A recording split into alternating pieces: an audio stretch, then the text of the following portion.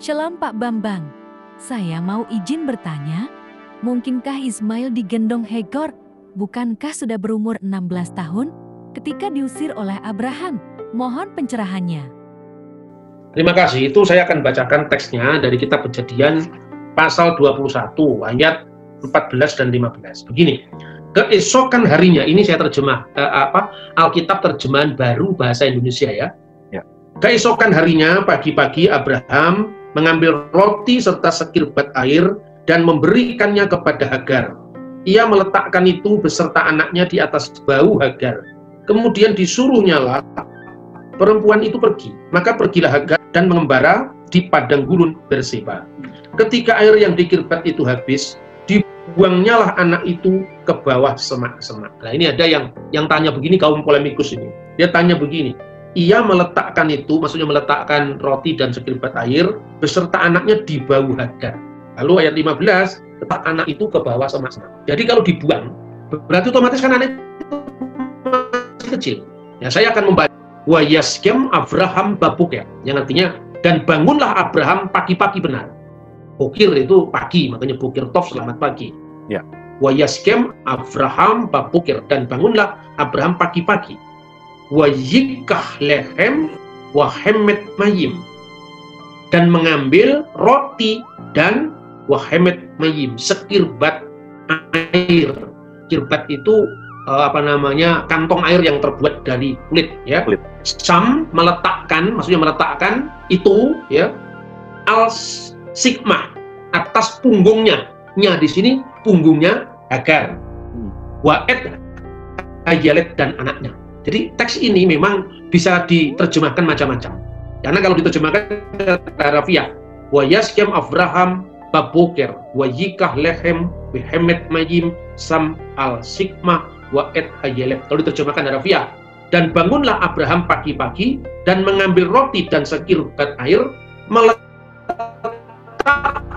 itu di atas punggungnya dan anaknya. Nah ini, meletakkan itu di atas punggungnya dan anaknya. Maka dalam kasus seperti ini, kita harus membaca banyak terjemahan Alkitab. Tadi saya membaca terjemahan Alkitab bahasa Indonesia. Terjemahan lain yang menerjemahkan, Abraham mengambil roti dan sekirbat air dan memberikannya kepada Hagar. Ia meletakkan itu beserta anaknya di atas bahunya. Jadi meletakkan anak itu di atas bahunya. Ini yang sudah saya jawab sekilas karena belum lengkap, maka saya tambah jawabannya. Apakah terjemahan ini salah? Tidak salah terjemahan ini. Sebab apa? Terjemahan lain itu memilih dalam konteks budaya Timur Tengah kuno. Seorang anak apabila dia tidak ada bapaknya, artinya kan itu kan diusir kan. Setelah diusir kan berarti anak itu di bawah tanggung jawab ibunya sampai anak itu menikah. Maka narasi dalam Kejadian 21 itu diakhiri bahwa Hagar menikahkan Ismail dengan perempuan di Mesir. Itu sudah klop, sudah pas. Artinya apa? Secara budaya memang seperti itu. Jadi artinya menaruh di atas bahunya itu artinya roti dan anggur ditaruh di atas bahunya Hagar secara fisik. Ismail ditaruh di atas bahunya Hagar secara tanggung jawab orang tua terhadap anaknya. Itu makna yang pertama. Tapi saya membandingkan dengan terjemahan New American Standard Bible. Dalam New American Standard Bible itu terjemahannya, kalau terjemahkan bahasa Indonesia begini. Abraham mengambil roti dan sekirbat air dan memberikannya kepada Hagar. Ia meletakkan itu, maksudnya meletakkan roti dan anggur itu di atas bahunya, bahu Hagar, dan bersama dengan itu diserahkan anaknya pula. Jadi Ismail diserahkan kepada Hagar bersamaan dengan roti dan anggur yang ditaruh di atas bahunya Hagar. Ada dua makna di sini. Jadi yang pertama merujuk pada kata kerja sam, meletakkan. Sam al-sikmah, meletakkan di atas bahunya. Apa yang diletakkan di atas bahunya? Roti dan sekirbat air. Lehem, wahemet, majim. Keduanya yang diletakkan di atas bahunya apa? Ismail. Jadi meletakkan di atas bahu Hagar roti dan sekirbat air itu secara fisik untuk bekalnya mereka. Yang kedua, meletakkan di atas bahu Hagar Ismail, tapi bukan meletakkan dalam bahu secara fisik, tapi secara tanggung jawab. Karena apa? Konteks itu Ismail tanpa bapak, karena sudah disuruh pergi ke Berseba itu, maka tanggung jawabnya ada pada sang. Dan cocok dengan narasi ini di dalam Kejadian pasal 21 ayat paling akhir itu, ya, Hagar mengawinkan Ismail. Terus yang kedua, makna yang kedua diambil dari kata wayikah, ya, dan diberikan. Diberikan kepada siapa? Diberikan kepada Hagar. Apa yang diberikan? Roti dan sekirbat air. Setelah diberikan, diletakkan di atas baunya. Yang kedua, apa yang diberikan? Ismail diberikan untuk dibawa pergi juga. Itu maknanya. Jadi dua-duanya betul.